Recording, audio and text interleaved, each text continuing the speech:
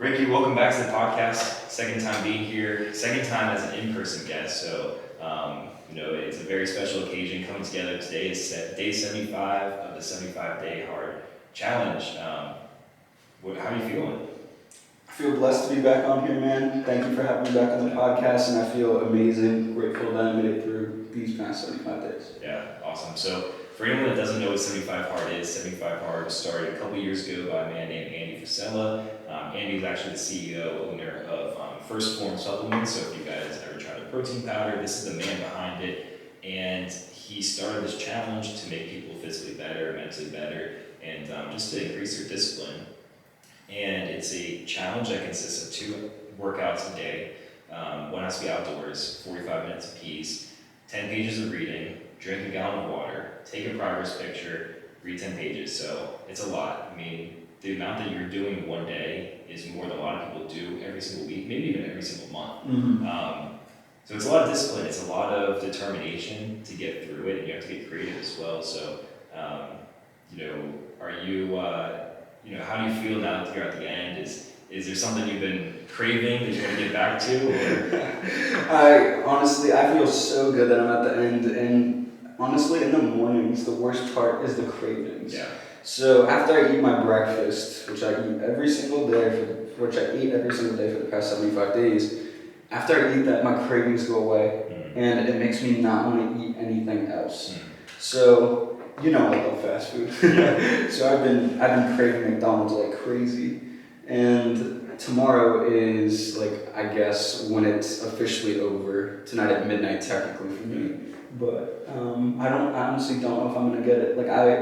The sound of it sounds so good, but after I eat in the morning, I just don't think it's a good idea. And also, when you're dieting for that long, if you, all of a sudden you're going to McDonald's, you're getting that bundle box, you're going to feel like shit the next day. Yeah, I would be, extremely sluggish, feeling like I'm sweating grease. Yeah. I remember feeling like that when I ate it before, and I don't know if I'm gonna do that again, even though the theory is eating that food sounds so good to me. Yeah, and that's the cool thing about it. You're someone who you and your body, you love fast food. Mm-hmm. You can get whatever you want, blah blah blah. But if someone has, I wouldn't say an addiction, but you love getting fast food, it's an enjoyable thing for you. Mm-hmm. If that's how your lifestyle is, or maybe it's the alcohol, maybe someone that likes alcohol. You go 75 days without it. I don't care how fit you are, or how much you love drinking, much you love alcohol or fast food. Your body's not going to respond to it well. Mm-hmm. So it's here's a taste of what life could be like, and if you try to get off the rails, your body's going to respond to it. Yeah, for sure. It'll have some adverse effects that make you not want to go back to falling into that habit again. And I wasn't eating fast food a lot. It was my cheat meals every week, but.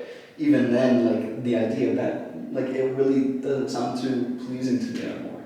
Yeah, I mean, I think my health right now is, I wouldn't say all-time high, because I can't really put a finger on when I was the healthiest in my life, but it's up there, because you're putting, myself personally, whatever your meal plan is, and this is where 75 Hard can be the most flexible, because a meal plan for someone could be full vegan, it could be full carnivore, or it could just be I'm gonna have a balanced diet. I'm just gonna cut out fried foods. Mm-hmm.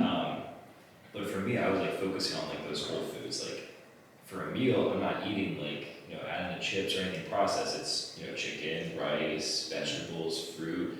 In the mornings, maybe you're making a smoothie with some fruit and oats and everything, and it's just eliminate all the junk. And I think it was on Joe Rogan's podcast. He was talking about different diets and stuff. And do you know that the average American consumes a credit card worth of plastic a week because of stuff that's in their processed food? Really? Or if you're microwaving stuff with Tupperware, plastic gets into your food. So it's little things like that you're just cutting out. Mm-hmm. So it's not going to be perfect, but the food industry is terrible, and people are going to cut corners to make money, and you're just kind of saying, hey, I see what you're doing over there with your chips and all that. It's not healthy. It's not the baked or the light version. It's still bad for you. Mm-hmm. For sure. So over this 75 days, I've watched a lot of podcasts. That was another big thing that I got into. I watched over 200 episodes of Jay Shetty's podcast. Jay Shetty, if you're listening, get on the podcast. Yes, please, Jay Shetty, that'd be amazing. But one of his guests that he's had on a few times is Dr. Mark Hyman, and he talks about the dangers of eating like those types of foods, like foods that aren't whole, foods with a lot of glyphosates in them, and how bad it is for your gut, and that can lead to other health-related issues. And it just made me aware that I should be more conscious of what I'm putting into my body. Yeah. And as I was, I have not had, you know me, I love chips, man. Mm-hmm. I have not had one chip in the past 75 days. No dressings whenever I eat my chicken or anything. Yeah. That's amazing. Mm-hmm. So I want to take a step back. Let's talk about the 475 hard. Okay. So Let's do it. who were you as a person before 75 hard? Were there any bad habits, any things you wanted to change before day one even came around? So before day one even came around, I found myself getting more, I guess, out of touch with my goals. I started not liking the gym as much. I started honestly hating it, and I went through like a period of 2 weeks where I would dread going, or I would just completely skip it. For like, I'd go one day, then I'd go 2 days off, go another day, go 3 days off, and I was just starting to hate the gym. I was like starting to hate the discipline of getting up and doing the work to do anything more than me going to my job.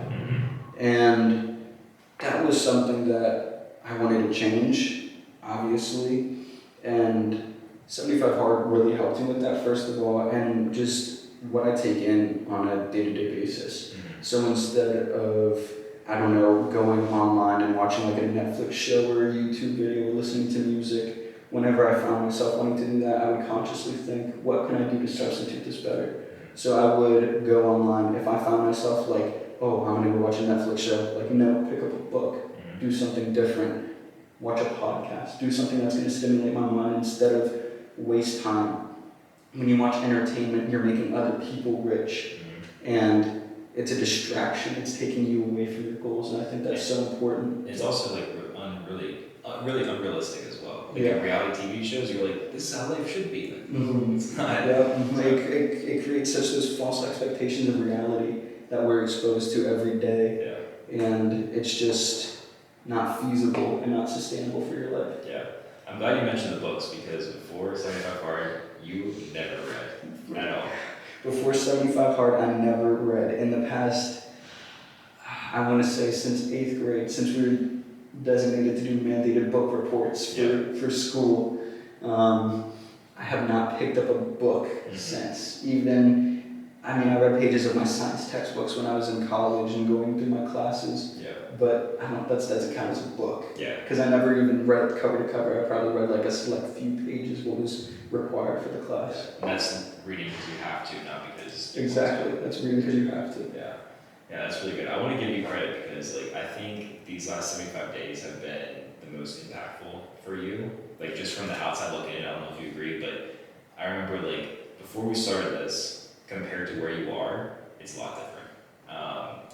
Thank you. Back, like, I think it was like February, March, you know, we're talking about like real estate, and Ricky, like, at the point, he didn't know, like, the whole idea of, like, using debt And leveraging income, and he's like, why would I do that? And all of a sudden, like, we start cranking out 75 Hard, and he's reading books, and like, you got through what, like 3 or 4 or something? I'm almost done through 5. Awesome. Like, almost all of Jay Shetty's episodes of the podcast, so like, that's another big thing. He's like seeking out more education to learn more about real estate. So he went from like, don't really know anything about this, to now like, I know I don't know anything, so I'm gonna go learn, and now I know something, now I can apply this to different things. So I just wanna give you credit, because like, I think there's been a lot that you've been trying to pull together, and it just clicked now. Yeah, and I'm gonna thank you for that, because I don't know if you remember at the beginning of the journey of this, I said to you, do I have to read a nonfiction-based book? Because, so for those who don't know, I was a neuroscience major, so I'm always reading papers on people's research and stuff. So I was always like, can I read a research article? And they're very, very extensive. Some of them can be up to like 50 pages long. And I was just like, can I read that instead of picking up a book? And you just looked at me and said, no, you cannot. You have to read a book. And I thank you so much for that, because So the books that I got through were first Rich Dad Poor Dad by Rob Kiyosaki, The Masters of Scale by Reid Hoffman, then 2 of Grant Cardone's book, one How to Create Wealth Investing in Real Estate, and then Be Obsessed or Be Average. And now I'm reading Jay Shetty's book, Think Like a Monk, and I'm over halfway through that one. And it opened my mind. It changed the way I think about money, which was something that, like, I guess I needed to realize, and it helped me kickstart, I guess, a journey of financial freedom. Yeah, I agree. And for anyone listening, like, this is 75 days. Like, yeah, this challenge is tough. I'm not gonna lie, but 75 days can really change the direction that you're heading. For sure. Someone like I was interviewing someone the other day. We'll probably listen to this interview after Ricky's comes out. The guy was saying something along the lines of, if you don't know how to get where you're going, you'll eventually get there. I was like, that doesn't make sense. Like, if you're going the complete opposite direction, like, you're not gonna get there. Mm-hmm. Sometimes people don't need to change their path or change their lane. They need to stop and turn around. Mm-hmm. Like, it's not like a slight turn, like it's a turnaround. Mm-hmm. And someone can do that. If it's, I'm not reading, or I'm drinking too much, or I'm eating unhealthy, I'm not working out, like, this will turn it around. And it's very similar to, like, when someone is lifting in the gym. You know, everybody talks about the quote-unquote newbie gains. Mm-hmm. You go into the gym for a couple of months, all of a sudden, like, dang, I look bigger. Like, I'm stronger now, and everything shoots up real quick. And although that will start to taper off, and maybe, like, you're still reading the books, but you're not always getting, like, quick thing, because you know some more stuff now. But it's that desire that, like, there's more out there. And it might take me 10 years to learn what I just learned in a month, but I'm gonna do it. Mm-hmm. Like, I still need to progress and get past everyone, because there's a lot of people that those gains wear off, and they're like, I give up. It's not easy anymore, I give up. And not only are you learning more, you're getting so much further ahead than people that just stop. Mm-hmm. For sure. Yeah, I completely agree with that. Yeah. What were your expectations going into the challenge? So you didn't really know a lot about the challenge, you did your research, you said, hey, let's do it, May 1st, we got started. So what were you expecting? So honestly, the only thing that I was expecting was to look better physically. I wasn't really expecting, like, how much my mind would change, how much my mindset would change. And honestly, that's the biggest thing. Like, yes, I've seen changes in my body, and I know you've seen changes in me as well. And it's, like, very apparent, like, looking at pictures and just looking in the mirror, seeing what I see now. Yeah. But the biggest thing was how my mindset changed, and it actually blew my mind, because I was someone who was, I don't want to say closed-minded, but just so not open to all the possibilities that there are out there. Yeah. One of the biggest things that made me realize that is we are living in everybody's ideas. So why can't you live in yours? Like, we're sitting in a chair, that was someone's idea. Working with a table and a mic, that was someone's idea. In a room, that was someone's idea, right? Mm-hmm. So why not your idea? Why can't you do that? Yeah. And that was something that, like, really hit me hard. Like, we're living in other people's ideas every day. So don't be closed off to the fact that you can't do something more. Yeah, that's awesome, man. I like that point, because this challenge is very physical, because you have to work out at least 90 minutes a day, 2 different things. Some has to be outdoors. I mean, we chose to do this in the summer, so you're working outside, it's gonna be hot, like, you're sweating. So you're probably gonna lose some weight, or maybe you put on weight if you're eating more, but you're gonna look a lot different. And you're gonna have some gains physically, but the mental side is awesome. Like, I remember when we started, we had the 4 of us ready to go, and Zach, like, I said, hey, everybody put in $100 to stay accountable. And I will say, a little shout out there, a little stab at the other 2. They didn't pay their 100, and we got through it. So, you know, it does speak to, if you put something on the line, like, you're more likely to follow through. But anyways, I remember I said, hey, if you accomplish this, you get your money back. If you don't, disperse between the winners. And Zach said, oh, let's give the winner, or the money, to the person with the biggest transformation. I was like, that's not the point of it, though. Yeah, it's like, you might have a transformation, but how can you quantify a mental transformation? You can't look at that. Exactly. But it's so important. Mm-hmm. And initially, what he was referencing when he said biggest transformation was a physical transformation. So from day 1 to day 75, like, how much your body has changed from the 2 pictures. But what I failed to realize was the mental aspect change of it.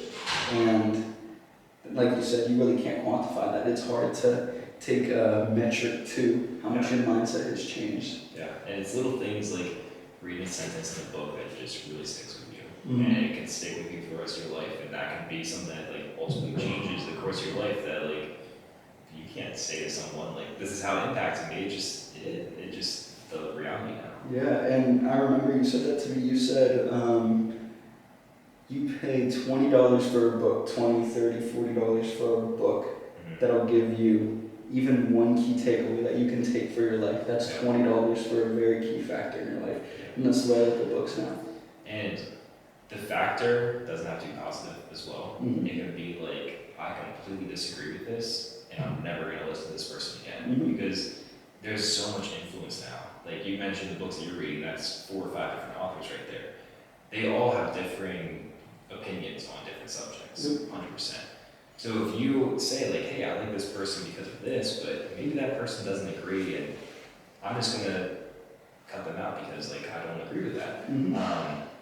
So it's pretty much like similar to someone who is going to college without a major, and everybody's like, oh, you need to figure out what you need to do. Well, more importantly, you need to figure out what you don't want to do.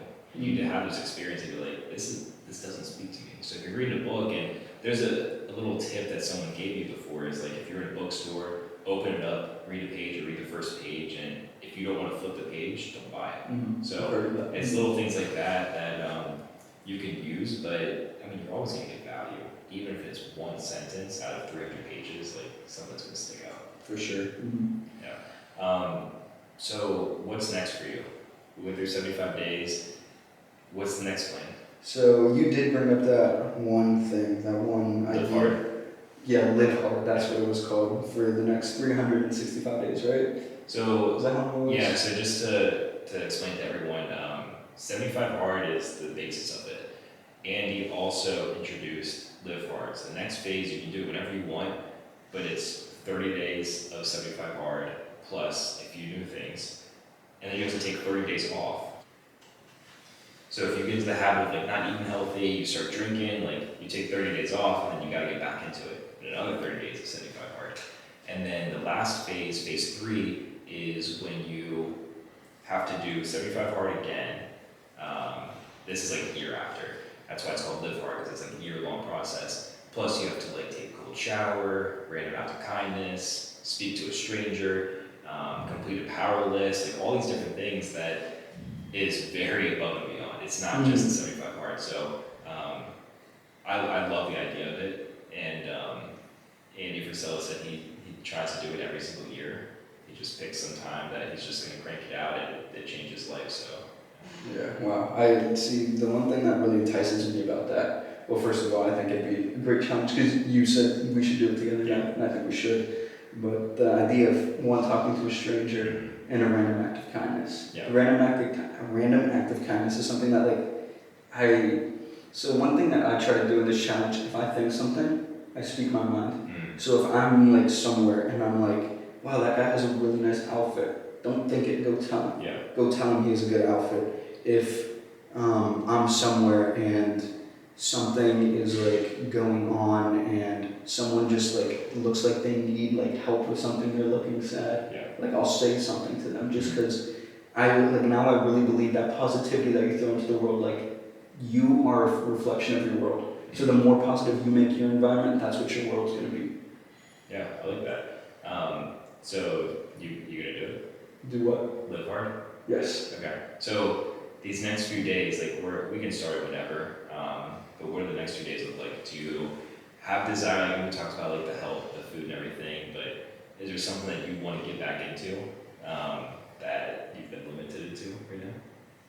Honestly, I don't know. There's nothing that like I'm craving to do outside of maybe a cheat meal. Yeah. But other than that, no. And the crazy thing is, like, this is a lifestyle for me now. Like, it's like I'm going to.